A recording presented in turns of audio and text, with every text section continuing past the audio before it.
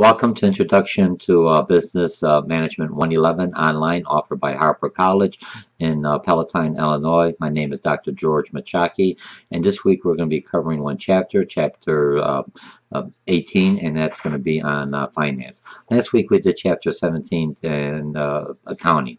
What's the difference between accounting and finance? Just real quick, let me give you a thing. Accounting is the numbers, actual numbers. Here's my sales, here's how much I spent, here's how many customers came in. They're actual. They take the actual numbers and they put them into, which we call into ledgers and journals, and they compile it, and they come back with a summation at the end, which gives me some ratios, or it gives me lets me know my balance sheets, my income statement, and my cash flow. If I look in business, any business, if you want to really understand the business, just like you would understand your own personal, look at the balance sheet. So it looks at your assets and your liabilities, and you subtract your assets from your liabilities.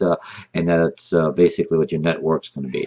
So if I look at my balance sheet, so I understand how much debt does the company have, how much are they paying for expenses, how much are they paying on the debt, just like one would look at government and see how much debt the government has to revenue coming in. And as the debt burden gets higher and higher, because the interest rates are going up higher and higher, you pay more of an expense.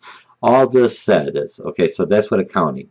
Look at accounting as going on your bathroom scale and it says, George, you weigh 150 pounds, you weigh 180 pounds. But the benchmark, or what other people, your size, your weight, your body frame, your age, should be weighing about 155, so you're 30 pounds overweight. I said, no, the scale's wrong. I adjusted, look at the scale, but the scale just tells me the numbers. It doesn't say right or wrong, whatever. It doesn't understand that it doesn't fit into my my age and my body weight and everything. It just gives me the raw numbers. Okay, so that's what accounting just gives me, the actual data. Then I go into finance. Finance is my dietitian. She looks at the numbers and says, hey, George, you weigh 180, you should weigh 155. Here, quit eating the Twinkies, quit doing more exercise, park a little further away, walk on, take the steps instead of the elevator. Try to do a little bit more active, especially in the winter months and everything else. Watch your diet and everything else. So I do that for a while. And then I go back on the scale. And the scale says, George, you lost 10 pounds. Wow. So what I'm doing in that time frame is working. But if I went back on that scale and says, George, you gained another 10 pounds, I weigh 190, now I know there's something wrong. So I go back to dietitian and she adjusts it. That's what finance is. Finance takes the numbers that is generated, and financial managers or chief financial officers, they have to understand the accounting side. Accounting is the language of business. Once I understand the numbers, what are my ratios? What is my profitabilities? How much equity to debt ratios do I have? All these numbers. What's my balance sheets? What's my cash flow? Why am I having a problem with the cash flow? Chief financial officer will take this into consideration, and they'll come up with a game plan. They'll look at the budgets. They'll look at the expenses. They'll look at what to cut. They'll look at accounting management, accounting management. And what they'll basically look at is to see, where could I reduce my expenses. Now, if I need to improve by buying new equipment, or I need to market and I have a cash flow, I have to buy inventory, the chief financial officer, or the person who's in charge of the finance, will basically figure out, do we take out a loan, or do we bring in more partners, do we sell stocks? And all this information is what a chief financial officer does. So that's the difference between accounting. Accounting gives me the data, just like on the scale. Finance is my dietitian, who will look at the numbers and make assumptions and everything else. I teach finance in a face-to-face class. The hardest issue for my accounting students that come into my finance classes, they give me the numbers. I said, okay, the numbers are correct. What do the numbers mean? Oh, this means this. What do the numbers mean in an everyday language? So when you're going to do your forums today, you're going to do a forum today, and then on your forum, it's going to be worth 25 points. You're going to do several things. You already did a pricing, so you kind of have a general idea of how much it's going to cost you for something. Now what you're going to do, you're going to look at what do you call it? You're going to look at identify which months you think you're going to have higher revenue and which months you think you're going to have lower revenue. Sales coming in. Look, if I'm selling Christmas trees, I may sell potted Christmas trees during the whole year, and that's not where my peak season is. My peak season is the last 3-4 months of the year, or last 2 months, November and December, and then I flatten out again. So I'll have a real high revenue in November and December, or maybe even earlier, because people are already buying Christmas trees from my Christmas tree farm. So they're already buying the inventory way about 3-4 months ahead. So you see, so that's how my so I know which months are going to have a higher revenue income, which months are going to have a lower revenue income or a higher revenue income and a lower sales. So how am I going to anticipate that? So I know during the rest of the year what I make. Look, if I am a construction worker and I work 8 months out of the year, and unless I go to Florida where it's warmer, there is the weather's more cooperative, so I could build new homes and everything else. If I stay here, my 8 months of work has to last me for 12 months. So I work a lot of overtime, I work a lot of hours, and then I take the additional money, I put it away, and I budget so I could pay break even, pay my rent, my mortgage, and everything else. And this is what you're going to come up with this forum on your feasibility. Remember, can you make a profit? So how are you going to know if you made a profit? Not just because there's a lot of sales, what's going to be our expense? And remember, you're making a lot of assumptions on this. The other thing is what percentage you expect your expenses are going to go up next year. Make it this. Is it going to be 2%, 5%? Or, if your expenses go up and your sales go up, that's fine. But if your expenses going up and your sales are neutral, then you have an issue. You're going to have to either raise your prices or you're going to have to do something else. And then the last thing is what I want you to do is will you need any kind of financing, to carry you through short-term financing? You're going to open up a line of credit. You need a line of credit, or are you going to open up stocks? Are you going to issue some kind of bonds? Just some kind of idea. Are you going to do either equity or debit type of financing? What you're learning as a chief financial officer.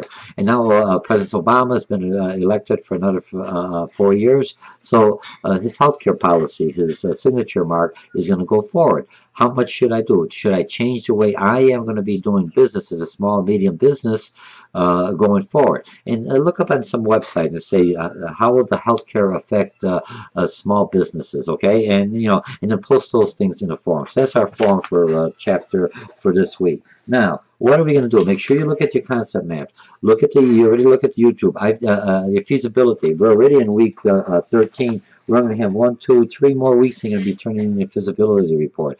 I created a PowerPoint in Blackboard on your feasibility. You've got a quick YouTube, and the PowerPoint is basically the first, I think, 8 slides are these conceptual maps that I want you to understand the 6 parts and the recommendation.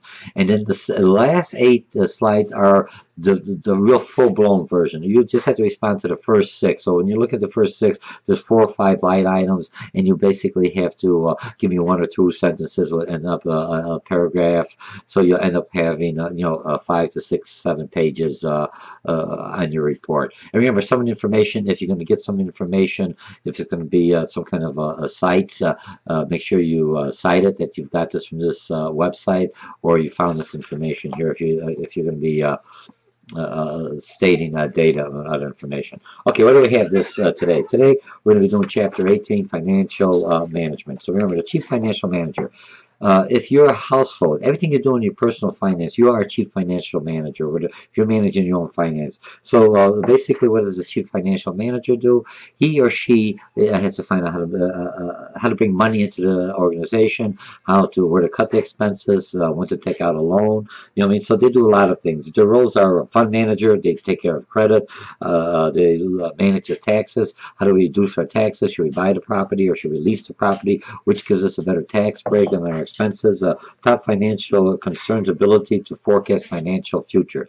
And it's hard. Remember, you open up a facility or expanding your line or new product venture, I assume you already know the economy is at the rock bottom. Can't get any worse. So now it's at the rock bottom. How do we still make money and bring the economy up? And that's where the creativity of the chief financial manager, the role you're going to be playing this in the forum.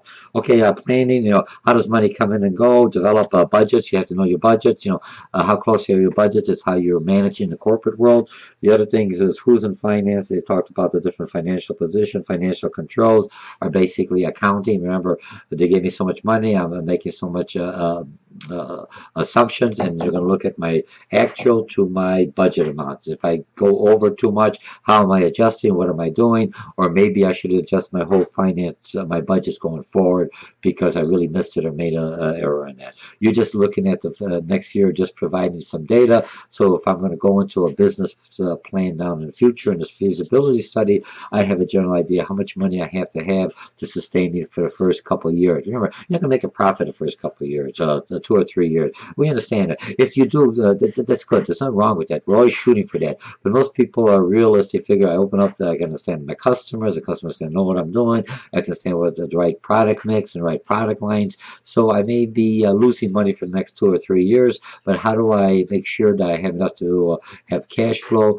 How do I make sure I stay within the budget? How do I make sure that I be able to pay myself and also my employees? And how do I buy inventory? I have to buy inventory 6 months in advance before I need it. So those are the kind of questions that I want to know before I go into full-fledged business plan, drawing up a full-fledged business plan. We're just doing in this feasibility study, just getting real quickly, just general, just looking over and say, yes, I can, but you still have to answer some questions on the finance amount. Short-term finance, are you going to do factoring? If your existing company, you're going to sell some of your accounts receivable. Are you going to use your credit cards? You're going to use families? Are you going to use venture capitalists? And they all have risks and everything else attached to it. You're giving away something. Anytime you're paying for something, you're going to pay a higher interest rates, or you're giving away part of the ownership if you're bringing in more partners in. And to make it, on this chapter, looking for your feasibility, you're going to use debt financing or equity financing. It could be debt finance. Most of this would be debt. That means you take some loan out or something else, or a line of credit, and once the business starts in 2 or 3, 4 years, like you're doing for college. A lot of people take student loans. Now I figure when they finish it, their wages will go up and they'll be able to repay the student loans. And that usually isn't the case, because what happens is the economy flattened, but now it's coming up, and eventually you'll be making more, and you'll be able to pay off the student loans to the government or to the private sector. It depends how you have it. Look at the 5 C's of credit, character, capacity, conditionings, and collateral. The one thing you have to understand as a financial manager that you have to understand is finance.